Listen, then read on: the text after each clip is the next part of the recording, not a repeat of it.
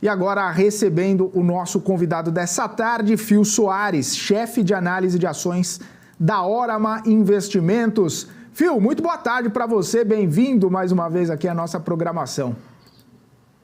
Olá, tudo bem? Prazer aqui, como sempre, estar aqui com vocês. Boa tarde.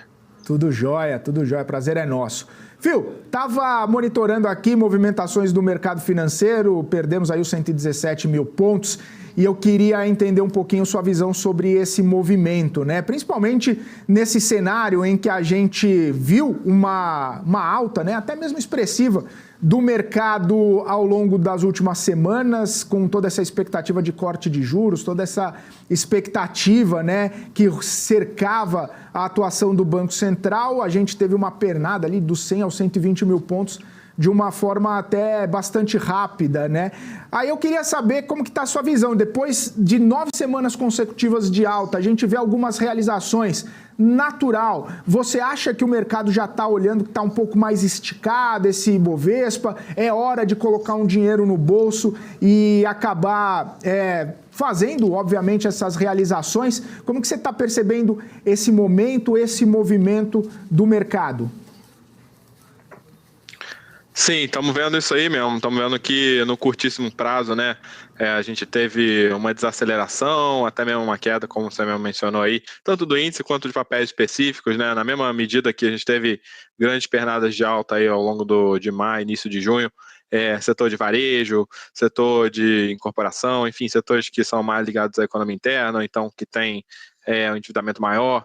A gente observou uma pernada muito grande de alta e agora estamos observando uma volta aí, né, um mix aí bastante diferenciado, né? Então estamos observando de perto. Agora, em linhas gerais, o nosso mix aqui de ações está um pouquinho mais voltado para a atividade econômica Brasil, sim, né? Até porque, por mais que essa movimentação tática de mercado aí, junho, julho, esteja no momento de andar de lado, ou até mesmo uma queda, a gente, né, temos um horizonte aí de queda de juros para vir e a gente nunca sabe quando é que vem a próxima pernada de alta e com certeza parece que é o início de uma recuperação boa aí. Então aqui na Orama a gente já vem se posicionando e estamos cada vez mais migrando para fora de commodities, para fora de energia elétrica, setores defensivos, para colocar varejo de consumo, mas sempre no momento agora estamos olhando mais para Blue Chip mesmo, uma empresa grande, bem estabelecida no mercado, pouco endividada,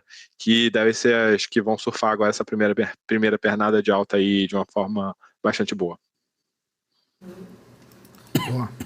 Ô Phil, muito boa tarde.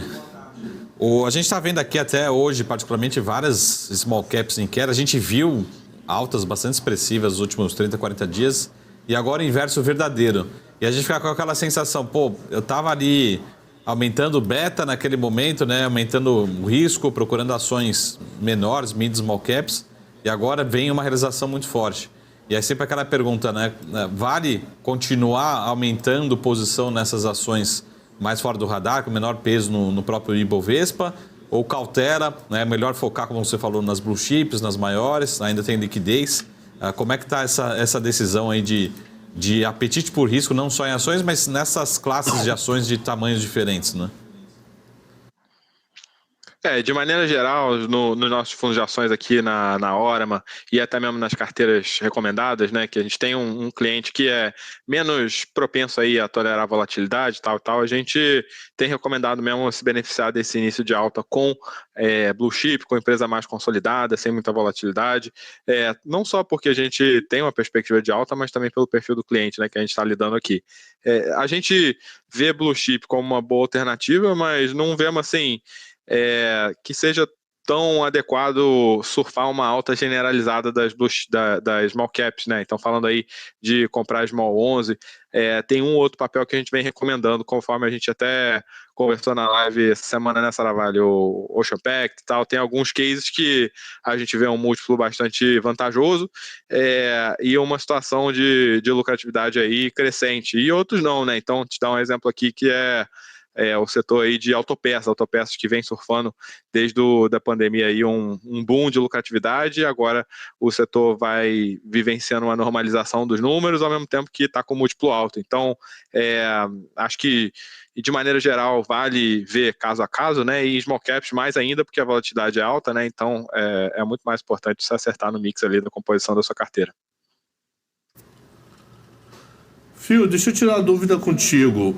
Na carteira semanal de vocês, a última publicada agora no dia 23, eu acho que foi isso, vocês colocaram o Redditor na carteira.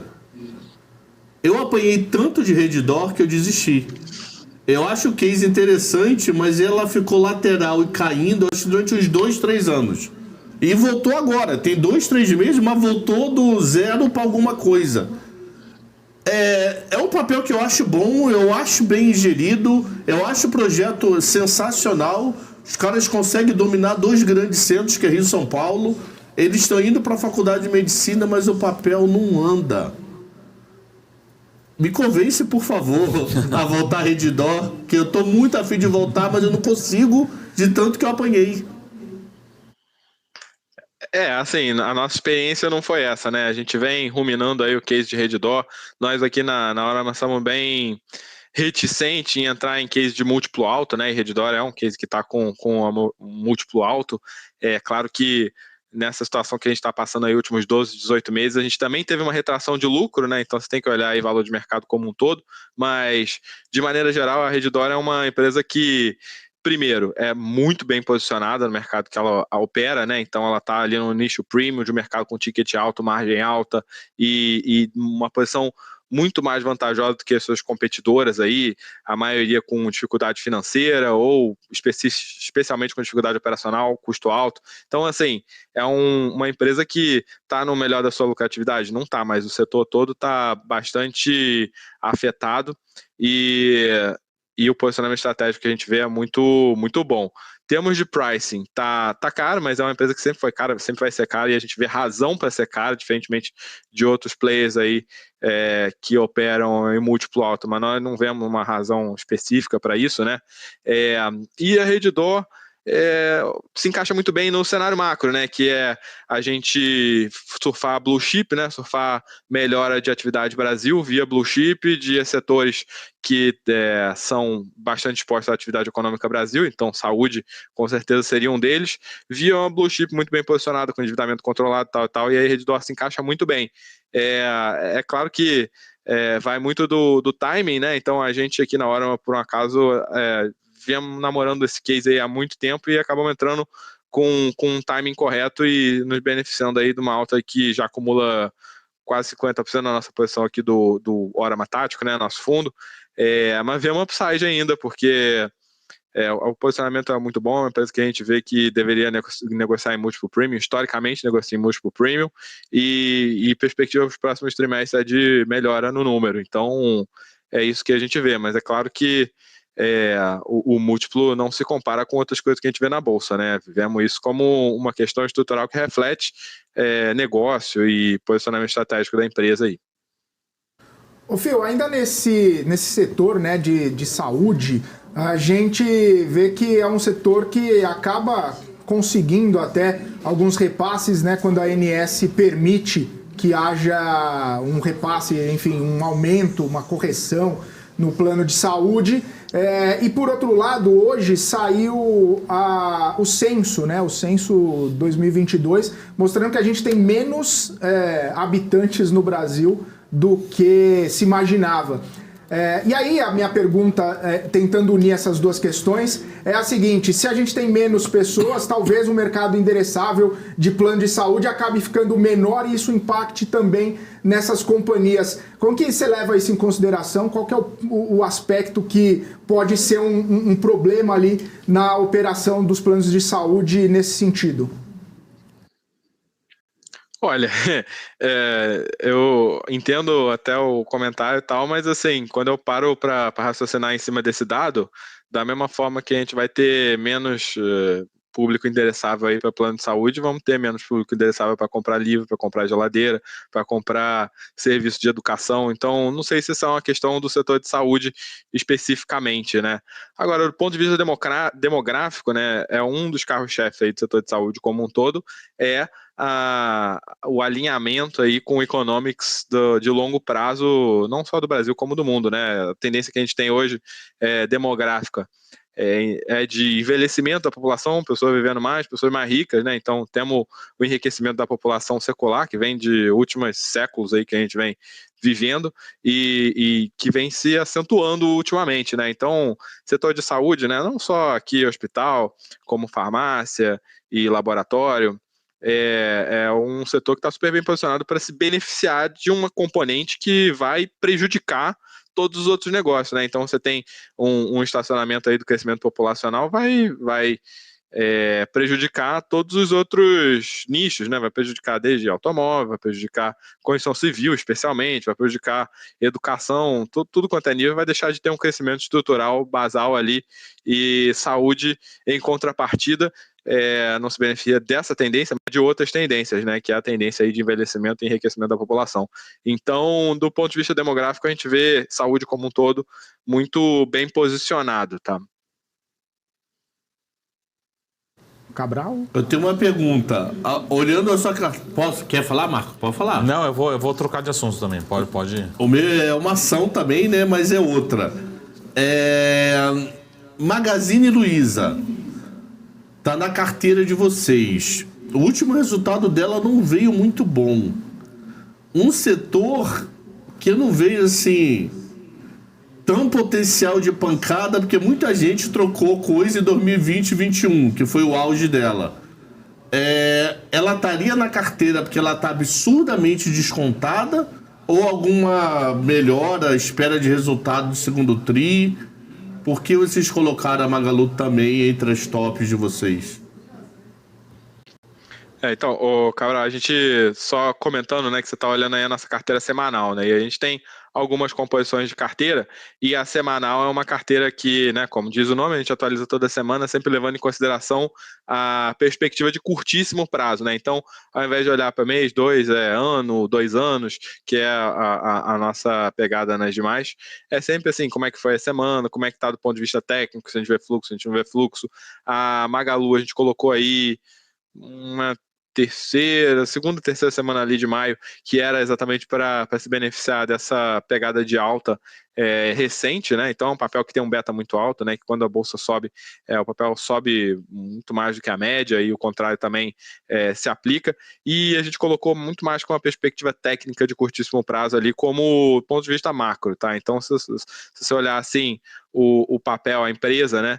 A gente vê esse valuation de hoje como nem caro nem barato, tá? Então é claro que é uma fração do que era. A Magalu chegou a negociar acima de 140 bilhões de reais. Não vê um posicionamento estratégico adequado, mas não top, né? Então nesse setor aí achamos que Mercado Livre é imbatível, né? Tanto em entrega quanto em estratégia, mas ainda não vemos que seja o momento de entrar em varejo discricionário para carregar, não. Então essa posição aí foi uma posição muito mais pensada do ponto de vista técnico de curtíssimo prazo. Se você observar aí, nossa carteira semanal tem um giro alto, exatamente para a gente tá sempre atualizando aí as novas tendências do mercado no curtíssimo prazo, né? Obrigado. O Phil, mudando completamente de assunto, ontem eu falei que a bondade de assunto, acabei chegando no mesmo assunto. O Phil, sexta-feira a gente tem o famoso leilão de transmissão, né? Tão esperado, acho que talvez o maior leilão aí desde 2020, podendo somar aí quase 15 bilhões de investimentos. A pergunta é, para quem é investidor, as empresas de transmissão, principalmente, até também de geração, podem participar, usualmente são conhecidas como empresas pagadoras de dividendos. Aí fica naquela dúvida, se participa do leilão, elas se alavancam mais e não vem dividendo. Então, como se posicionar para um leilão desse? É melhor ter uma empresa que vai crescendo, participa do leilão, mas pode segurar um pouquinho de dividendo agora, no curto prazo, até colocar esse projeto, achar um financiamento, enfim. Como é que... E se você tem alguma ação, alguma empresa, você fala, essa empresa aqui tende a ser mais agressiva, participar, até está vendo assim, até pelo tamanho das companhias, a Eletrobras, por ter um balanço muito maior, pode ser uma empresa que poderia participar de forma mais agressiva, em termos nominais, né, em termos financeiros mesmo. Então, como se posicionar já para quem é investidor, sobretudo perfil de dividendos, para esses leilões de transmissão? Vale a pena, não vale? Né, o quanto que muda para esses cases?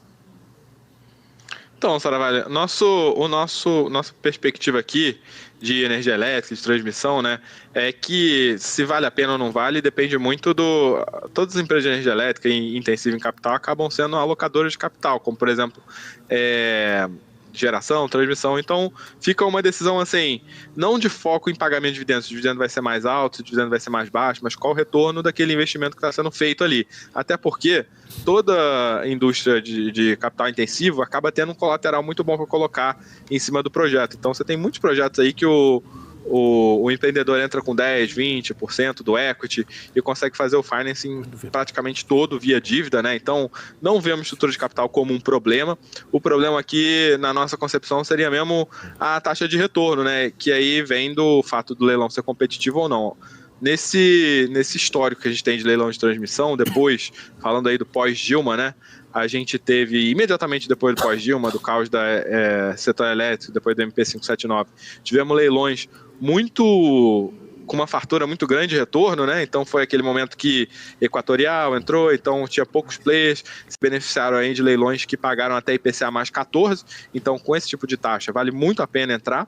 E você falar passado recente, falando assim, 2021, 2022, os leilões foram menos atrativos, né? Até o ponto de os entrantes serem vistos como muito ousados e o papel cair na data que se confirmou a participação no leilão. Então, te dar o exemplo aqui de Neoenergia, que foi uma empresa que sofreu queda no dia de leilões, em que ela foi a maior empresa que mais levou leilões, mais levou blocos de transmissão, exatamente por medo do mercado, da companhia estar entrando num leilão recebendo um retorno muito baixo para um investimento que pode até se fazer mais alto, né? Afinal de contas, a gente estava passando num período aí de escassez de commodity mais caras, escassez de cadeia de produção. Acredito que o leilão dessa semana vai ser mais benigno, tá? Vai ser com taxas um pouco maiores e os entrantes aí se beneficiando de taxas um pouco maiores. Claro que não nível 2016, mas níveis mais adequados, né? Até porque estamos com a taxa de juros aí já bem mais elevada em relação ao que a gente observou em 2021. Então, isso é um componente tão crítico que a gente está vendo elétricas até migrando para outros setores, né? Temos aí, por exemplo, a própria Equatorial entrando em saneamento, diversificando em geração, e o que ilustra, né, a perspectiva oportunística que a gente acha que uma empresa de infraestrutura deveria ter, sempre focada em entrar nos projetos que têm um retorno maior, ao invés de ficar com esse dogma do setorial, né? Então, a nossa perspectiva é essa. Uhum. Só para terminar o assunto, Phil, em relação à alavancagem, aí serve tanto para uma visão de equity como em relação para a dívida, né? Será que a gente pode ter alguma reação, percepção, pô, essa empresa aqui se alavancou muito, e a alavancagem, como você falou, o capital intensivo faz parte, né, desse business, mas como é que vai ser a percepção? Lembrando que acho que todas elas têm, de certa forma, algum covenant de alavancagem, né? Então, como é que a gente deve acompanhar esse nível de alavancagem na sexta-feira? Porque todas elas, se eu perguntar, todas elas gostariam de levar esses ativos que parecem ser muito bons, né? Então, como é que vai ficar a estrutura de capital, o nível de alavancagem, né? E como acompanhar isso nesse leilão particularmente também?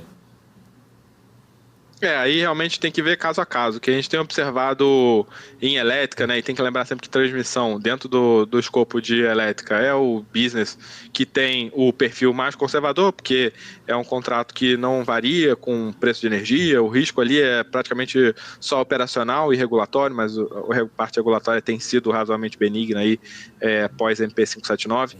Então, é pouco risco, e em termos de alavancagem a gente observa assim, um dívida líquida EBITDA de 3,5 é o seria considerado alto para outras indústrias, né, é amplamente praticado na indústria de energia elétrica como um todo e em transmissão especificamente. Então, a companhia deveria se situar ali nesse patamar que também, né, além de ser a prática, também é o lugar onde muitos dos covenants financeiros aí de dívida se situam. Então, as empresas que tiverem espaço no balanço vão poder participar. Vemos bastante possibilidade aí, né? A gente tem não só as nacionais, as listadas em bolsa, como também nesses últimos leilões tem entrado bastante capital estrangeiro, né? Então o chinês entrando com força, o europeu que já entrou há alguns anos aí intensificando sua participação, tanto a Enel quanto os espanhóis. Então vamos ver uma participação bem competitiva aí. Mas esperamos um retorno melhor do que os últimos certames, com certeza. Eu tô olhando agora aqui a carteira de julho. Mensal essa. A mensal. Olha a ano. Pô, eu deveria trabalhar na hora, mano. Eu tenho BPAC, eu tenho Vale, eu tenho Vivara e eu tinha Redditor até outro dia. Então eu devia trabalhar lá na Agora hora, a gente vê mas quem que é referência a circular. minha carteira tava um pedaço lá. Uma curiosidade aqui, a Eletrobras está na carteira. É devido ao leilão? A expectativa de leilão, por isso que botaram na mensal, sei lá, pensar em médio e longo prazo. A nossa perspectiva para a Eletrobras é a seguinte, né? A gente está observando com muito cuidado as geradoras, porque afinal de contas a gente está vivendo um momento aí de PLD muito baixo, né? Então preço de energia de curto prazo muito baixo e isso punindo as geradoras, especificamente as geradoras que estão pouco contratadas, né? Então aí a Eletrobras é um destaque, porque saiu do regime de operação e manutenção com metade das usinas agora, depois da privatização, então ainda tem muita energia descontratada da Eletrobras. O papel caiu muito, né, desde a privatização, em função, na nossa concepção, especialmente disso, dessa componente, né, um PLD de 70 é um preço muito baixo, e isso tem punido o resultado da companhia e perspectiva para frente. E a gente acredita que já chegamos num nível, né, de preço aí de ação que não justifica mais, que o desconto já foi colocado, o desconto adequado para você botar no preço essa crise de curto prazo aí de geração, já está todo no preço, e a gente vê um case que agrada bastante, né, muito bem colocado, com a gestão que a gente gosta, fazendo cada vez mais, continuando, né, a iniciativa que foi iniciada desde o Temer aí, e agora com mais um projeto de PLD, enfim, de redução de custo, melhora de eficiência, e vemos um posicionamento muito bom para a Eletrobras estratégico e para novos investimentos. Então, é um papel que a gente gosta de carregar. É claro que nossa carteira mensal tem 5 papéis, então a gente fica ali sempre também prestando atenção um pouquinho na parte tática, o que subiu agora, o que caiu agora, mas colocamos a Eletrobras tendo em vista carregar aí alguns bons meses para surfar uma volta parcial aí, ou até mesmo total desse pricing, porque nossa perspectiva é de que o preço de energia não deve continuar nesse patamar aí hoje, né? A gente vai ter descontinuação de projetos, né? Então projetos que estão sendo estudados agora, que foram colocados aí com preço de energia vendida em 200, 250 reais o megawatt-hora, esse tipo de projeto já não vai mais entrar no pipe, então a gente acredita que vai ter uma perspectiva de entrada de energia elétrica em operação declinante, né? Até porque esses projetos que vêm crescendo muito agora, né, que é eólica e solar, são projetos que demoram um pouco para entrar em operação, são projetos de 1 ano, e aí a resposta da oferta pode ser mais rápida do que a gente observava, por exemplo, há 10 anos atrás, quando os projetos que a gente estava falando era hidrelétrica, que demorava bem mais que isso para entrar em operação. Então acreditamos numa reversão aí ao longo dos próximos trimestres dessa tendência. É a 3 e não a meia por questão de liquidez? Não, a gente prefere a 3 mesmo, que a questão do dividendo é equivalente, né? E nesse caso aqui preferimos ficar posicionado no mesmo papel que tem direito a voto aí nesse caso. Fechou. Vou fazer uma pergunta agora, o Phil, a respeito de um setor que a gente vem comentando já há alguns dias e hoje principalmente lidera aí as perdas, o setor frigorífico, principalmente com toda essa possibilidade e cautela em relação à gripe aviária, né? BRF, inclusive, é a maior queda de hoje, também por conta da sinalização lá do Japão de segurar, né, em qualquer tipo de importação de frango aqui do Brasil, pelo menos do Espírito Santo. Que isso pode trazer de consequência ainda mais negativa para esse setor, né? Principalmente porque a gente viu uma situação no Paraná, depois agora Espírito Santo. Se essa situação de gripe aviária acabar se alastrando um pouco mais, ou de repente atingir algum plantel comercial, qual que é a consequência que você avalia no setor? O que isso pode trazer de consequência negativa para as frigoríficas? Olha, assim, em termos de proteína, né, de frango especificamente, a gente tem exposta a esse tipo de produto a Marfrig através da BRF e a JBS, né? Então a Minerva, que no nosso caso aqui na hora, mas é a nossa preferida do setor, não trabalha com frango, então não estaria impactada. Agora,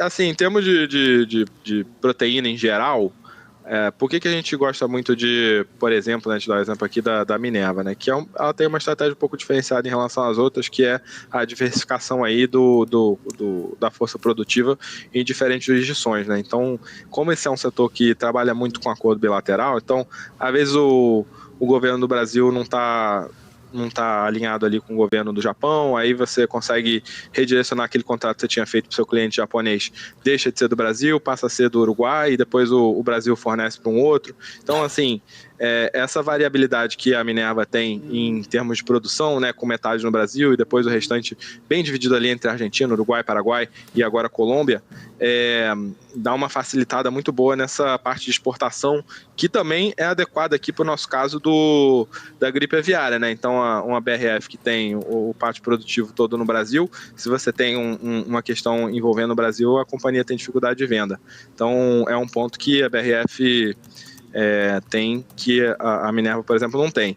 Agora, falando das demais, né? Então, falando assim, Marfrig e JBS, no caso da JBS, é uma empresa mais diversificada, por mais que esteja muito localizada nos Estados Unidos, e aí a gente já está falando de outro problema, né, que é o mercado de boi nos Estados Unidos, que tem a perspectiva de deterioração ainda maior na lucratividade, não por questões de gripe aviária, mas enfim, questões mercadológicas. A gente não está otimista com BRF, com o JBS, nem no número. Não gostamos da estratégia no caso de ficar muito pesado nos Estados Unidos, né? Vemos como um play aí para você ter posicionamento oportunístico. E Marfrig é a mesma coisa, né? Muito posicionamento nos Estados Unidos, é um mercado que passou por uma questão de volatilidade muito pesada, então nesse setor aí, nosso preferido é a Minerva até, e com certeza vai ser a menos afetada aí, até por não ter proteína de frango, vai ser a menos afetada por esse evento e pode ser até beneficiada, né? Então, assim como a gente viu em 2019 a gripe suína beneficiando o preço da proteína do boi, podemos ver alguma coisa parecida com isso agora também. Maravilha, Phil. Quero agradecer sua participação aqui com a gente. Obrigado mais uma vez pelo tempo e disponibilidade. Volte sempre aqui na programação. Um abraço, até a próxima. Opa, foi um prazer estar aqui com vocês. Então, um abraço e muito boa tarde, bom trabalho aí para todo mundo.